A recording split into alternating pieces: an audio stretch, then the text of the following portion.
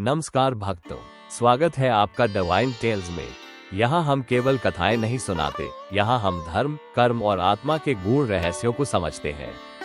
ये चैनल समर्पित है श्री राम की मर्यादा को, श्री कृष्ण के प्रेम को, हनुमान जी की निस्वार्थ भक्ति को और पुराणों की उस शिक्षा को जो जीवन को सही दिशा देती है। इन कथाओं का उद्देश्य डर दिखाना नहीं, बल्कि बोध कराना है कि ईश्वर हर क्षण हमारे साथ है। आइए आज की कथा की ओर बढ़ते हैं। फाल्गुन शुक्ल एकादशी की वो प्रभात, हिमालय की चोटियों पर सुनहरी किरणें उतर रही थी। आज केवल एक पर्व नहीं था, आज एक पिता का हृदय भारी था, एक माँ की आंखें नम थी और एक नवविवाहिता का मन भावनाओं से भरा हुआ था। यह वही क्षण था जब माता पार्वती अपने पिता हिमवान के घर से विदा होकर अपने स्वामी भगवान शिव के धाम कैलाश के लिए प्रस्थान करने वाली थी। राजमहल सजा था, पर वातावरण में एक मौन व्याप्त था। मैना देवी आंखों में आंसू लिए कहती है, बेटिया, बचपन से तुझे अपनी गोद में खिलाया, आज तुझे पराये घर भेज रही हूँ। पार्वती कहती है, माँ, पराया घर कैसा? जहाँ शिव है वही तो मेरा सच्चा धाम है। हिमवान आगे बढ़े। उनके स्वर में गर्व था, पर हृदय में कंपी। देवी, तुमने तप करके स्वयं महादेव को पाया है, आज मैं तुम्हें विदा नहीं कर रहा, मैं अपनी तपस्या को स्वयं शिव को सौंप रहा हूँ। उस क्षण आकाश भी जैसे शांत हो गया, पवन भी धीरे चलने लगी। भावनाओं का सागर ने पार्वती ने अपनी माँ के चरण छुए। उनकी आंखों में आंसू थे, पर चेहरे पर संतोष। पार्वती मन ही मन कहती है, क्या हर स्त्री का हृदय ऐसे ही दो दिशाओं में बच जाता है? एक ओर मायका, दूसरी ओर ससुराल। शिव समीप खड़े थे, शांत, स्थिर, निर्विकार, परंतु उनके भीतर भी करुणा थी। शिव धीमे स्वर में कहते हैं, देवी, यदि तुम्हारा मन व्याकुल हो तो कैलाश भी प्रतीक्षा करेगा।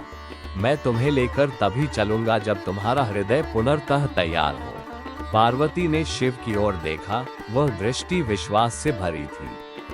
पार्वती बोली, स्वामी, जहां आप हैं वहीं मेरा संतुलन है, चलिए कैलाश मेरा भी हो जाए। पार्वती ने पीछे मुड़कर अपने पिता के घर को देखा।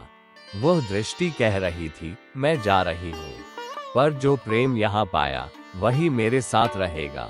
शिव ने उनका हाथ थाम लिया। शिव मृदु स्वर में कहते हैं, देवी, त्याग के बिना कोई भी मिलन पूर्ण नहीं होता। आज तुमने अपना अतीत छोड़ा है ताकि भविष्य को गले लगा सको। देवताओं ने पुष्प वर्षा की, ऋषियों ने स्तुति गाई, आकाश में दिव्यता का कंपन फैल गया। दूर श्वेत, शांत, ध्यानमग्न कैलाश खड़ा था, मानो प्रतीक्षा में। कैलाश केवल पर्वत नहीं, वह मन की अवस्था है। जब मन स्थिर हो, जब इच्छाएं शांत हो, जब अहंकार पिघल जाए, तभी भीतर कैलाश प्रकट होता है। शिव पार्वती का मिलन सिखाता है, दाम्पत्य केवल सांसारिक बंधन नहीं, यह आध्यात्मिक साधना भी है। फिर समय बदला। शिव पार्वती को लेकर काशी पहुंचे। स्थान काशी विश्वनाथ मंदिर। काशी की गलियां उत्साह से भरी थी, ढोल नगाड़े गूंज रहे थे, गुलाल आकाश में उड़ रहा था। जय घोष हुआ, हर हर महादेव, माता पार्वती की जय।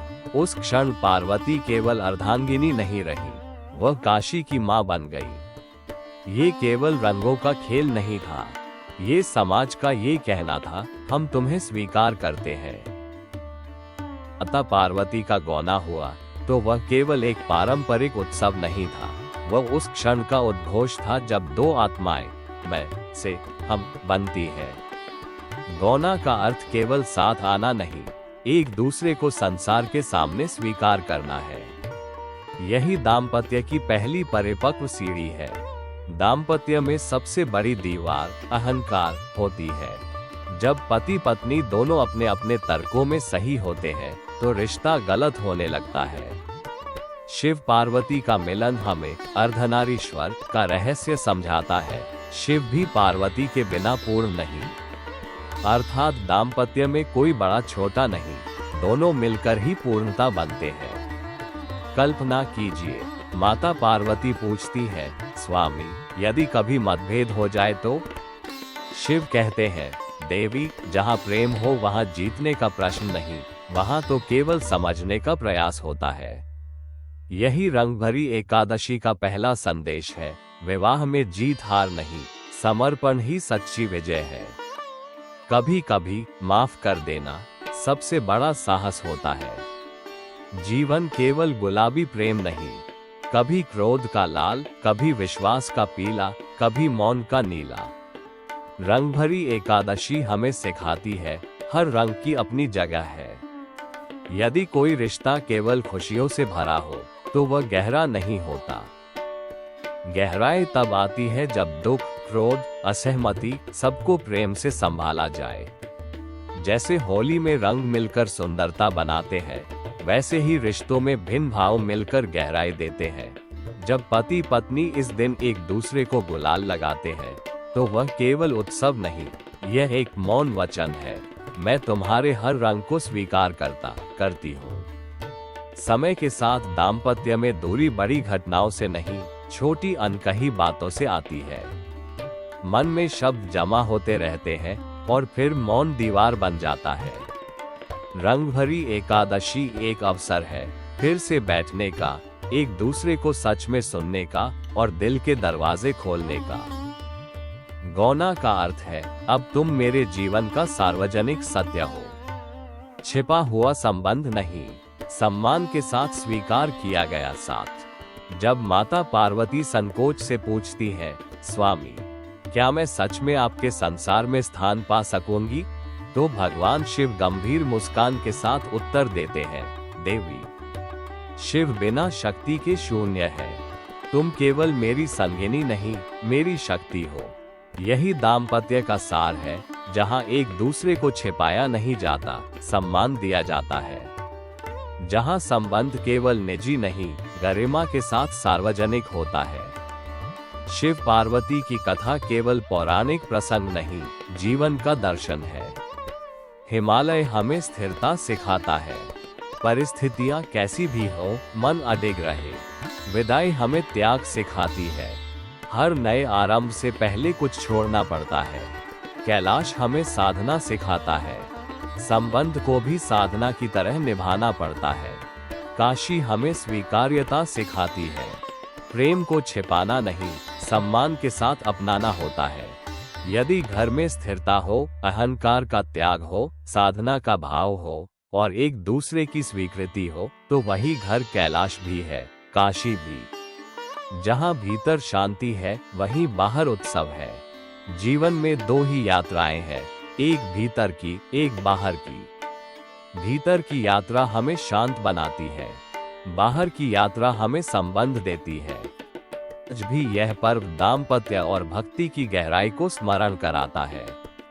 रंगभरी एकादशी केवल परंपरा नहीं, ये जीवन में रंगों के पुनः आगमन का संकेत है। कहा जाता है कि इस दिन शिव पार्वती का स्मरण करने से दाम्पत्य जीवन में संतुलन आता है।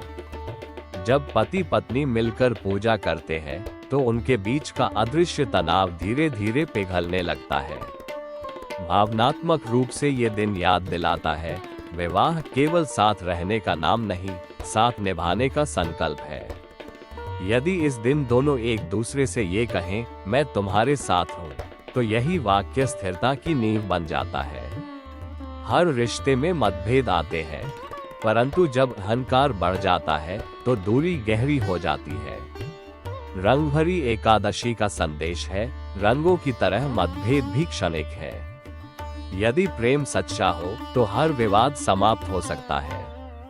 इस दिन क्षमा मांगना और क्षमा देना दोनों ही शुभ माने जाते हैं। शास्त्रों में वर्णन है कि शिव पार्वती की संयुक्त आराधना पारिवारिक सुख और संतति के आशीर्वाद से जुड़ी मानी जाती है। जब घर में सामंजस्य और प्रेम होता है, तभी नई पीढ़ी सुरक्षित और प्रसन्न वातावरण में आती है। ये केवल धार्मिक विश्वास नहीं, यह मनोवैज्ञानिक सत्य भी है कि जहाँ शांति है, वहाँ सृजन संभव है। रंग मन के भीतर छिपी उदासी को तोड़ देते हैं। जब घर में दीप जलता है, जब भजन गूंजता है, जब एक दूसरे को रंग लगाया जाता है तो वातावरण बदल जाता है, मन हल्का होता है, नकारात्मकता कम होती है और भीतर एक नई ऊर्जा जन्म लेती है। कभी कभी रिश्तों में वर्षों पुरानी बातें जमा हो जाती है। रंग भरी एकादशी एक अवसर है उन स्मृतियों को प्रेम से धो देने का। कल्पना कीजिए, पति पत्नी एक दूसरे को गुलाल लगाते हुए कहे, आज से हम नई शुरुआत करते हैं। यही इस दिन का वास्तविक लाभ है, नया आरंभ। ये दिन केवल उत्सव नहीं, रिश्तों को फिर से रंगने का अवसर है। जिस प्रकार काशी में शिव का स्वागत रंगों से हुआ, वैसे ही अपने घर में प्रेम, क्षमा और विश्वास के रंग भरिए, क्योंकि अंततः रंग बाहर नहीं, हृदय में भरने होते हैं। शिव पार्वती की कथा कहती है, भीतर कैलाश बनाओ, जहां मन स्थिर हो, जहां अहंकार शांत हो। फिर देखो, बाहर की काशी स्वयं रंगों से भर जाएगी, क्योंकि जब भीतर प्रेम जागता है तो बाहर का संसार भी रंगीन हो जाता है। और शायद यही रंग भरी एकादशी का अंतिम संदेश है, प्रेम को छिपाओ मत, उसे सम्मान दो, उसे सार्वजनिक सत्य बनने दो। अगर यह कथा आपको स्पर्श कर गई हो तो लाइक जरूर करें, और ऐसी ही धर्म, भक्ति और प्रेरणा से भरी कथाओं के लिए डिवाइन टेल्स को सब्सक्राइब करना न भूलें। आपका सहयोग हमें और बेहतर रचनाएं साझा करने की प्रेरणा देता है।